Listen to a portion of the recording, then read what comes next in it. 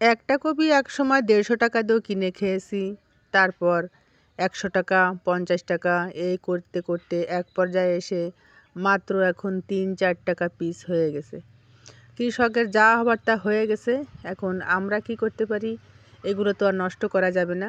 আমরা বাজার থেকে বস্তা ভরে ভরে সব কিনে নিয়ে আসছি একেবারে পাইকারি দামে, কেননা আমাদের জন্য এটা খুবই গুরুত্বপূর্ণ, প্রয়োজনীয়। কৃষক তো এখন তার মাঠ পরিষ্কার করবে, নতুন কিছু একটা চাষাবাদ শুরু করবে, এগুলো তাদের কেটে ফেলতেই হবে। তারা তো ভরাডুবি খেয়েছে, এখন সাংঘাতিক দাম কম, তারা মাঠ থেকে কেটে কেটে অনেক কৃষক আছে তারা ফেলে দিচ্ছে।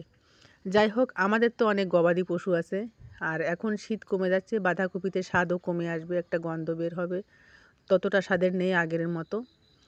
এখন আমরা কি করেছি, বাজার থেকে একদম যখন বাজারটা শেষ হয়ে যায় সেই মুহূর্তে বাজার থেকে আমরা পাইকারি দরে 4 টাকা 5 টাকা করে পিস, এক একটা কপির ওজন প্রায় 3 কিলো 4 কিলোর মতো আমরা কিনে নিয়ে আসছি, বস্তা ভরে গাড়ি ভরে নিয়ে আসছি।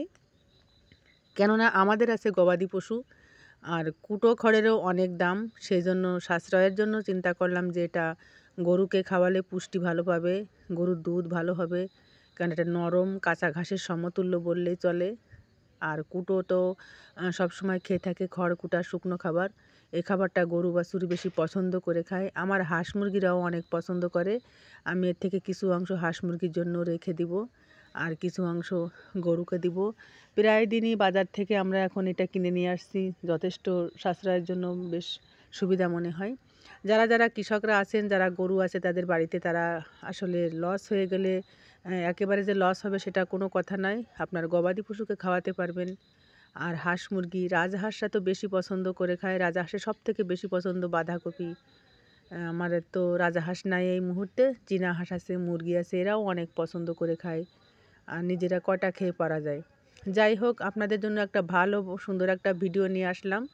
যারা ফেসবুক থেকে দেখছেন তারা একটু ফলো দিয়ে রাখবেন, যারা ইউটিউব থেকে দেখছেন তারা অবশ্যই লাইক কমেন্ট শেয়ার দিয়ে সাবস্ক্রাইব করে আপনারা পাশে থাকবেন।